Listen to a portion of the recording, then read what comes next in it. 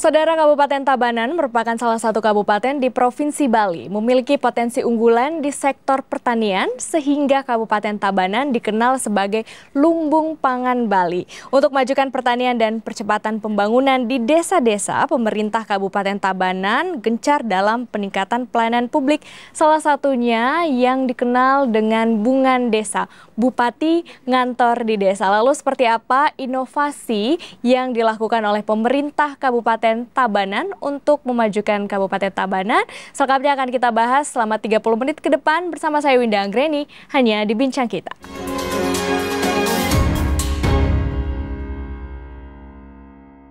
Dan saudara, untuk membahasnya saya sudah kehadiran narasumber Bupati Tabanan, Bapak Iko Manggede Sanjaya. Halo Bapak, apa kabar? Halo, baik, terima kasih. Selamat datang di Bincang Kita. Terima kasih. Pak Bupati, agar masyarakat mengenal lebih dekat terkait dengan Kabupaten Tabanan, sebenarnya seperti apa sih gambaran Kabupaten Tabanan di Provinsi Bali dan potensi daerahnya seperti apa? Terima kasih. Saya Bupati Tabanan, salah satu kabupaten yang ada di Provinsi Bali, nomor 2 terluas wilayahnya setelah Karangasem. Jadi potensi yang sangat luas, juga Kabupaten Tabanan ini sering dijuluki kabupaten sebagai lumbung pangan dan peta wilayahnya adalah Nyegara Gunung. Nyegara Gunung ini artinya memiliki gunung, memiliki laut, pantai, dan danau. Danau kami yang sangat luas yaitu Danau Beratan di daerah Bedugul. Pantai kami ada di Tanah Lot sampai di daerah Slabeh kurang lebih 42 km.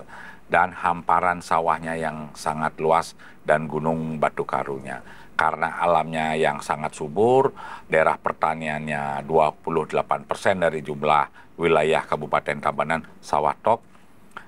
Jadi dari zaman dulu sampai sekarang bahwa Tabanan disebut juga sebagai lumbung pangan dan lumbung berasnya Bali. Sebagai lumbung pangan nih Pak Bupati, sebenarnya seberapa besar produksi pertanian yang ada di Kabupaten Tabanan dan pengaruhnya terhadap perekonomian seperti apa?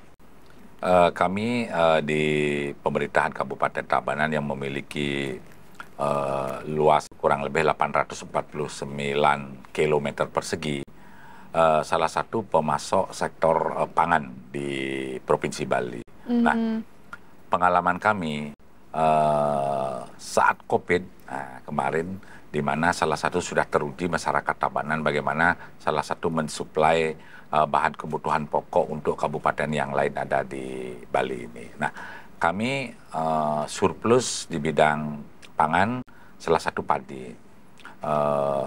Padi ini kami bekerja sama dengan beberapa kabupaten kota di Bali. Setiap saat ketika habis panen, oper stok kami berikan kepada kabupaten yang lain ada di Kabupaten Tabanan. Jadi hampir seluruh kabupaten kota di Bali kalau mencari pangan semuanya ke Kabupaten Tabanan. Semuanya mencarinya di Tabanan, ya. Kabupaten Tabanan. Lalu ada inovasi-inovasi nih saudara yang dilakukan oleh pemerintah Kabupaten Tabanan. Salah satunya adalah Bungan Desa, Bupati ngantor di desa. Boleh diceritakan seperti apa program ini dan apa yang menginisiasi nih Pemkab untuk melakukan program ini? Awalnya kan ketika kami memiliki sebuah program Bungan Desa, Bupati ngantor di desa ini awalnya karena kita melihat bahwa salah satu kabupaten kota di Bali yang hanya satu-satunya memiliki desa, tidak memiliki sebuah kelurahan, hanya ada di Kabupaten Tabanan. Dan terbanyak juga kami memiliki 133 desa, ada 10 kecamatan. Nah, di masing-masing desa ini memiliki berbagai macam potensi yang sangat berbeda-beda. Ada yang bergerak di sektor pertanian, padi, ada di bidang pangan, ada palawija, ada kebun kopi, ada sayur mayur, ada industri, ada UMKM. Semuanya hampir memiliki karakteristik yang berbeda-beda. Nah, akhirnya kita memiliki sebuah program ini berpikir kenapa kita nggak langsung melakukan pelayanan terhadap masyarakat sekaligus menggali potensi apa sebenarnya yang ada di desa itu. Nah, ternyata banyak sekali yang memang betul-betul program desa itu yang bagus-bagus kita angkat menjadi salah satu program di Kabupaten Tabanan. Dan masyarakat ketika kita turun berkantor, bahkan pernah nginep di salah satu desa, dan diapresiasi oleh tokoh-tokoh desa untuk bagaimana saling bertukar informasi, saling curhat.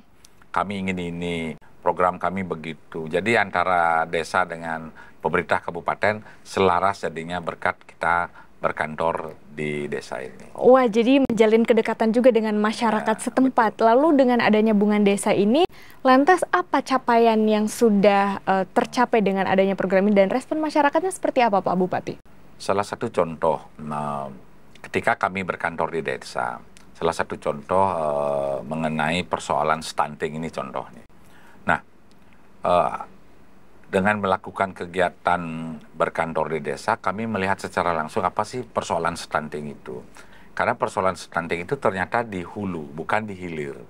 Jadi di hulu itu dengan kami berkantor di desa, dengan program posyandu, memberikan gizi, memberikan pemahaman kepada masyarakat tentang di awal sebelum menikah harus melakukan apa. Harus umurnya yang mencukupi, gizinya yang bagus, perilakunya yang baik segala macam, umur kehamilannya seperti apa, kapan melakukan hal-hal yang namanya pranikah dan lain-lain. Ini berikan konseling sehingga masyarakat setelah melakukan perkawinan ketika melahirkan anaknya nggak ada yang stunting, sehingga kami sudah ada beberapa desa yang kami tetapkan sebagai desa yang bebas stunting. Ini baru persoalan stunting dampaknya, belum lagi UMKM, belum lagi masalah pendidikan, belum lagi masalah pangan dan lain-lainnya. Jadi asas manfaat dengan berkantor di desa ini antusias masyarakat sangat luar biasa disambut, sehingga beberapa kepala desa sudah mengantre bagaimana menginginkan kami selalu berkantor di desa. Wah, jadi banyak masalah-masalah yang kemudian teratasi ya dengan program Bunga di Desa. Wah, menarik sekali nih perbincangan kita dengan Pak Bupati terkait dengan inovasi-inovasi yang dilakukan selama ini. Masih banyak yang kemudian ingin saya tanyakan. Kita akan kembali usai jeda berikut ini. Tetaplah bersama kami di Bincang Kita.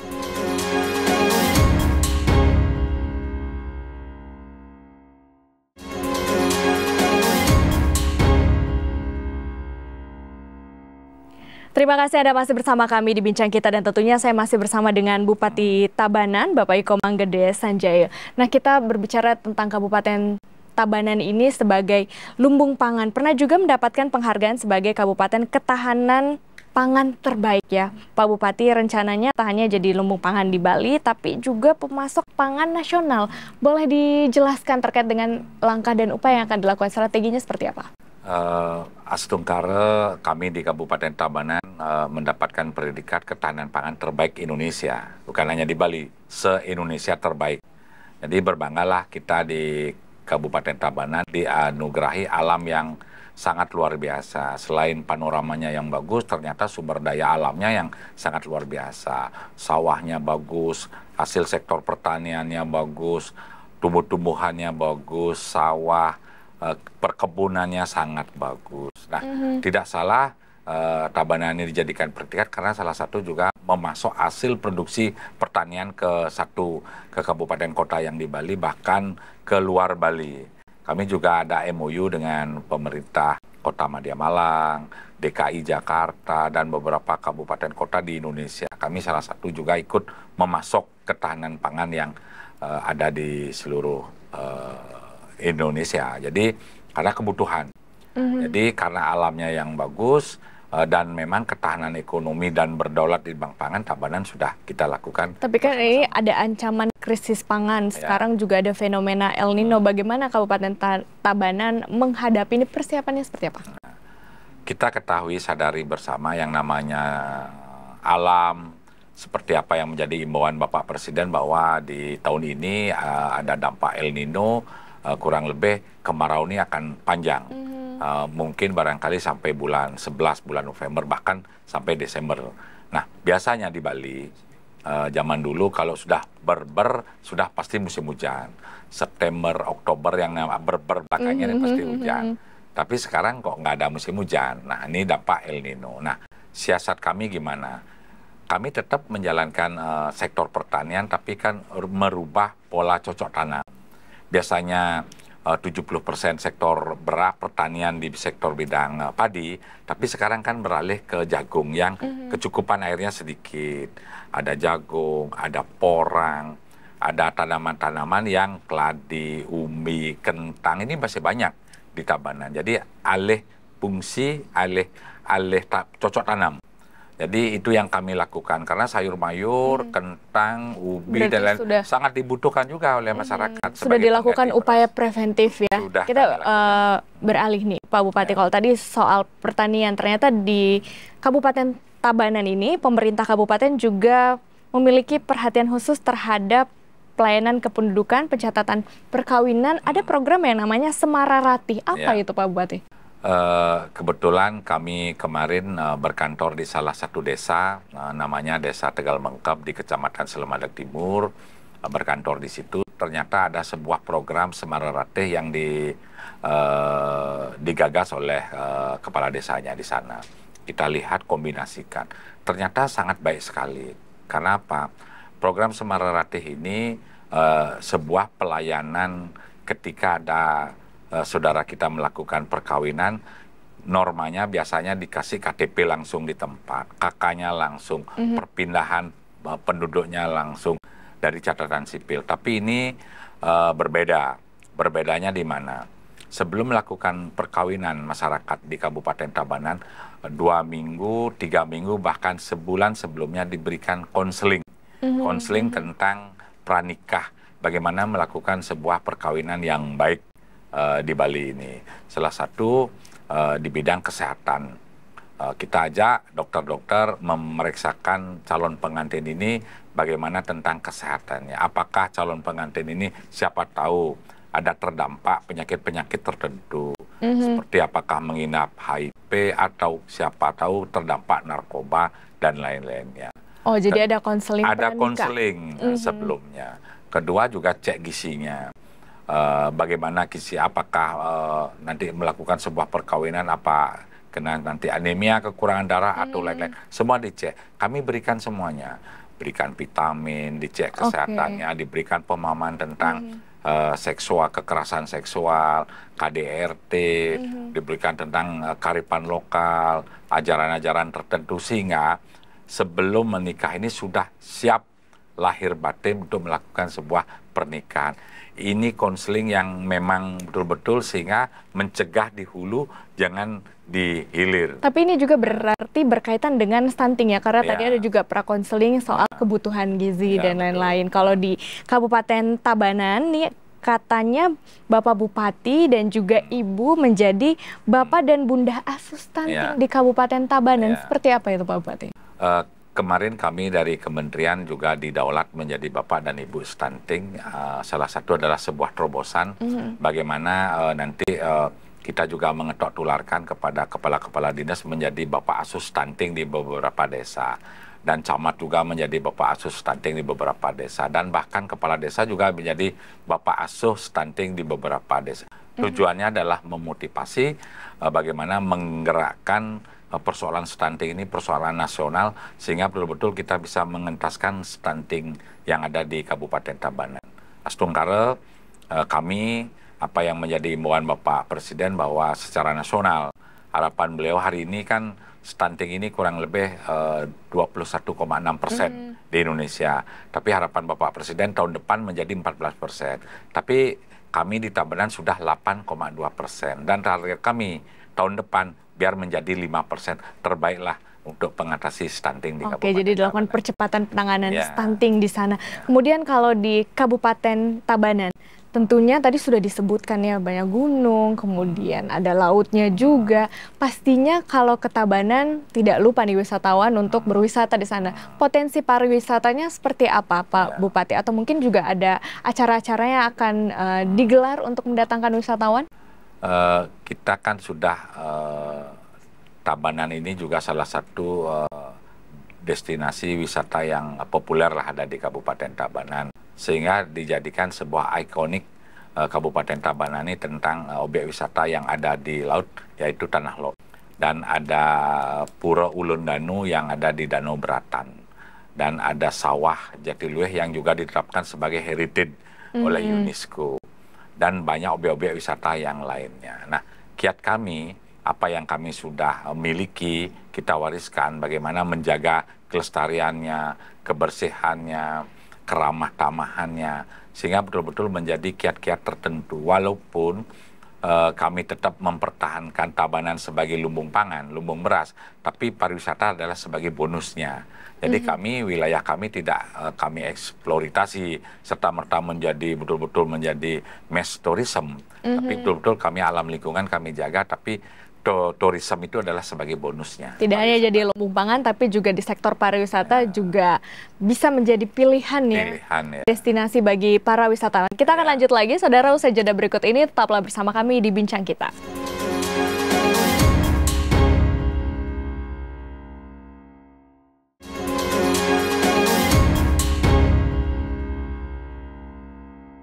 Ada masih bersama kami di Bincang Kita, dan kami tentunya masih akan membahas mengenai Kabupaten Tabanan di Provinsi Bali. Masih bersama dengan Bapak Bupati. Tadi pariwisata juga menjadi salah satu sektor unggulan juga yang ada di Kabupaten Tabanan. Ini berkaitan juga ya dengan UMKM yang akhirnya juga bisa terbantu. Bagaimana untuk pengembangan UMKM di Tabanan? Kami kan kalau tidak salah kami memiliki hampir 900 UMKM yang ada di seluruh Kabupaten Tabanan. Jadi UMKM kami ini sangat bergerak. Kenapa? Karena kami seperti saya sampaikan tadi bahwa Tabanan ini diwariskan lumbung pangan, lumbung berasnya. Jadi hasil produksinya sangat luar biasa. Beras bisa menjadi tepung, kelapa bisa menjadi santan dan lain-lain. Semua jagung juga bisa, keladi, umbi-umbian, semua menjadi sektor UMKM. Nah, dari hasil produksi yang banyak, akhirnya ibu-ibu kita, khususnya ibu-ibu PKK kita di Tabanan ini menjadi kreatif, memunculkan UMKM. Jadi salah satu juga sebagai pasar oleh-oleh untuk selain untuk produksi masyarakat Tabanan juga didistribusikan sebagai pasar oleh-oleh. Banyak produk-produk Kabupaten Tabanan khususnya di bidang UMKM ini menjadi andalan bagi ibu-ibu maupun bapak-bapaknya di Kabupaten Tabanan karena hasil produksinya sangat murah. Jadi dengan kemurahan inilah bisa diolah menjadi turunan menjadi UMKM di Kabupaten Tabanan. Ada produk khas nggak dari sana? Produk khas kami adalah banyak kue-kue, jajan-jajan, dari banyak sekali produk-produk khas Kabupaten Tabanan yang berciri khaskan dengan Tabanan. Nah, karena satu-satunya juga Tabanan sebagai penghasil beras dan bukan hanya beras putih, Tabanan juga penghasil beras merah dan beras hitam. Jadi hasil produk unggulan beras merah, beras hitam menjadi teh beras merah, teh beras hitam. Wah, jadi, banyak produk-produk yang bisa dihasilkan. Lalu kalau di Kabupaten Tabanan sendiri, infrastrukturnya seperti apa, Pak Bupati? Katanya kalau di tahun 2021 dan 2022, total yang telah dibangun ini ada jalan yang dibangun ya, sepanjang 103 km jalan. Kalau di 2023, apa nih yang perlu dimaksimalkan dari segi infrastruktur? Dulu Kabupaten Tabanan ini terkenal juga. Kami tidak malu menyampaikan kepada masyarakat bahwa dulu di Kabupaten Tabanan terkenal jalannya banyak yang rusak. Hampir terbalik dari jumlah jalan yang ada di Kabupaten Tabanan, kurang lebih 800 km, itu hampir 70% dulu jalannya rusak.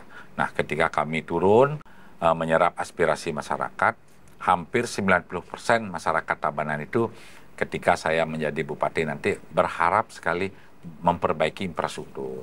Makanya infrastruktur menjadi skala prioritas kami di Kabupaten Tabanan. Nah, dari tahun 2020, 2021, hampir mayoritas APBD kami untuk membangun infrastruktur. Dan terbukti ketika kami membangun infrastruktur yang baik, sektor pertanian, hasil produksi menjadi baik karena beririsan, berkorelasi. Aksesnya jadi lebih mudah. Aksesnya lagi mudah. Kalau di 2023 apa nih yang harus dimaksimalkan?